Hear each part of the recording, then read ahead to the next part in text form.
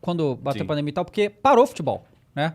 E aí, tipo, pra ter conteúdo pra falar, né? Eu lembro que eu vi vários programas na Sim. época lá que, tipo, os caras, o que falava? Não 2 tinha horas fute- de 2 desespero, horas. né? O primeiro, a primeira... A primeira, não sei qual foi o pensamento da Renata, mas o meu foi tipo, caramba, vamos parar também, né? O programa vai parar também. E aí a gente, enfim, a produção encontrou uma solução da questão online, de começar a entrevistar as pessoas pela internet.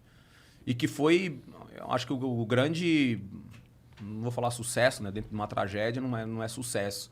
Mas foi uma sacada interessante da produção do Jogo Aberto, porque a gente começou a conversar com os atletas, ex-atletas, treinadores, eles da casa deles, a gente lá do estúdio, e o negócio foi virando, foi acontecendo, e a gente conseguiu passar pelo pior momento de pandemia, que foi, enfim, de pandemia, o pior momento do esporte, que foi quando estava pausado o esporte, estava parado o esporte, e mesmo assim a gente conseguiu criar esse conteúdo e trazer enfim, o treinador, o jogador, o ex-jogador. E aí você entra, eu tenho um jeito no programa de você, enfim, falar de outras coisas, não só do futebol, da vida do cara e tal. E normalmente, uma percepção que eu tenho no Jogo Aberto, é que os jogadores falam com a gente lá e eu acho que falam mais tranquilo, assim, né? O nosso programa nunca foi um programa de polêmica, de querer ficar enchendo o saco do pesando na cara. vida do cara. Ao contrário, a gente fala o que tem que falar, jogou bem, jogou mal e acabou. Mas sinto que os caras ficam mais à vontade pra falar com a gente lá, sabe? E essa época da pandemia eu falei com a Renata, falei, pô, os caras estão... Apesar da gente estar vivendo todo esse momento que a gente estava vivendo ainda muito pior, estamos vivendo ainda, os caras estão ficando à vontade, os caras estão falando, os caras estão se abrindo. Uma das melhores resenhas que a gente teve, e não tinha a pandemia ainda, foi quando o Palmeiras, se não me engano, foi campeão da Libertadores, ou do Brasileiro, não lembro, que o Dudu, eu acho que ele tinha curtido pra caralho o campeonato, o título, e justo comemorar pra Tá cá, que é certo. difícil ganhar. Não foi brasileiro, porque o Dudu não ganhou a Libertadores. Então foi o brasileiro, né? Aí o Dudu, ele tava mais pra lá do que pra cá, né? Eu acho que ele passou a noite comemorando e tal. E aí ele foi no programa e você via que o Dudu tava mais alegre, assim. E ele ficou super confortável Maneiro. no programa. A gente, na época, tinha um cadeirão, que a gente colocava lá um cadeirão pro líder subir, ficar sentado, fazer o programa lá de cima, que é o líder, que tá voando e tal. Pô, o Dudu ficou lá, tirou uma onda. Então, assim, é um programa que meio que os boleiros gostam de participar, assim. Que bom, E cara. óbvio que, pô, a gente que trabalha com isso fica feliz pra caramba, porque eles são os protagonistas, na verdade, né?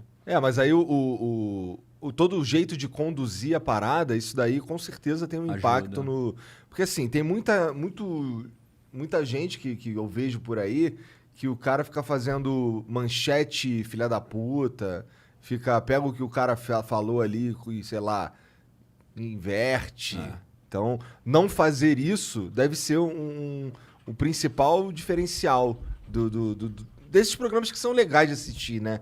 Porque tem uns que porra, é foda. O nosso programa, assim, não é porque eu participo já há muitos anos lá, mas é um programa diferente dos outros programas de esporte, né? E não denegrindo os outros programas de esportes, que eu assisto os outros programas de esportes e eu aprendo vendo os outros programas de esportes, porque alguns programas trabalham muito com as estatísticas, Sim. com os números e tal. E é importante você também ter isso, para você ter conteúdo, para poder falar num programa de 2 horas. Assistir o máximo de jogos possível também para ter conteúdo e falar com propriedade. Porque às vezes, trabalha 2 horas? No ar eu tô 2 horas, né? No ar eu tô 2 horas. Pô, a gente vai conversar aqui, sei lá, 1 hora, 2 horas, mas depois tem todo um processo. Né? Então, no programa é a mesma coisa. Assim, eu vou para casa, eu fico vendo jogos que eu tenho que assistir, fico pesquisando as coisas que eu tenho que pesquisar, para justamente no dia seguinte eu ter o conteúdo, porque senão seria muito fácil eu entrar na internet e copiar a opinião de outro cara, de outro jornalista, por exemplo. Com certeza. Ou de outro jogador, ex-jogador comentarista. Seria lindo. Confortável demais para mim, mas eu não trabalho dessa forma. Eu gosto de ter a minha opinião. Cara, eu tenho algo que é a prática, né, cara? Eu joguei futebol, né? Em alto nível, assim. Então, eu tinha que unir esse conhecimento do jornalismo, e que, graças a Deus, eu acho que eu consegui fazer isso com excelência e com a prática que eu tive de atleta profissional. Então, sei lá, eu tô há 11 anos. Pô, acho que ninguém fica 11 anos Se for ruim. num programa TV diário, aberta, ao vivo, TV aberta, se não tem nenhum...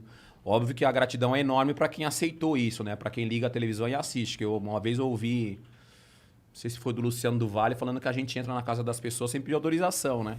Tipo, eu entro na casa de todo mundo, a pessoa liga a televisão, eu tô lá, então a gratidão é enorme, né? Para um ex-jogador tá vivendo o que eu tô vivendo hoje, depois de muitos anos como atleta profissional, e ter essa aceitação, cara, é só motivo de gratidão, assim. Eu sou muito grato mesmo a TV Bandeirantes, a rádio agora que eu tô fazendo a Band News FM também, que tá tendo uma aceitação muito legal. E a ideia é continuar, né? Eu não largo mais o osso.